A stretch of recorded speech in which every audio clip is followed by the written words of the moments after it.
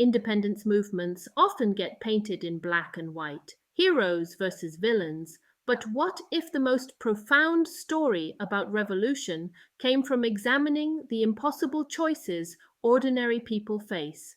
Ngugi wa Thiong'o's A Grain of Wheat completely transforms how we think about loyalty, betrayal, and collective healing. Let me share what fascinates me most about this novel's timing. Published in 1967, just 4 years after Kenyan independence, when the wounds were still raw and the celebrations barely over. You know what's incredible? The way it centers on this village called Thabai right before Uhuru, Independence Day. Everyone's preparing to celebrate, but there's this dark cloud hanging over everything. Someone betrayed the resistance hero Kihika to the British authorities, and nobody knows who did it. The psychological complexity of these characters is just remarkable. Especially Mugo, this quiet farmer everyone thinks is a hero, but who's carrying this massive burden we slowly uncover. And that's what makes this book so powerful, the way it shows how political movements affect personal relationships. Take Gikonyo and Karanja, childhood friends who end up on opposite sides. One gets sent to detention camps, the other becomes a colonial police officer. And let's not forget about Mumbi, Gikonyo's wife, who has to navigate survival while her husband's detained. The way Ngugi writes women characters, they're not just supporting players, they're the backbone of the community. Well, speaking of community, that's really the heart of the novel, isn't it? The title itself comes from this idea that a single grain of wheat alone might rot, but together they create sustenance. It's such a powerful metaphor for how communities survive trauma.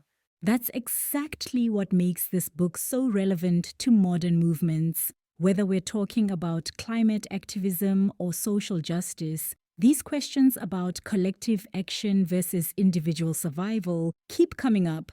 You know what's fascinating about Ngugi himself? He made this radical decision to switch from writing in English to writing in Kikuyu, his native language. Actually got imprisoned for it.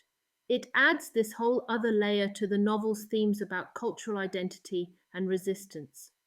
The way he handles time in the novel is so masterful too, moving between Uhuru preparations and resistance flashbacks, showing how the past isn't really past. Right? And that's crucial because the novel raises these profound questions about what happens after revolution. How do communities rebuild trust? How do they deal with collaborators? We're seeing these exact same questions play out in countries around the world today. Let me point out how the confession scene near the end brings all these threads together. Truth, reconciliation, personal guilt versus public responsibility.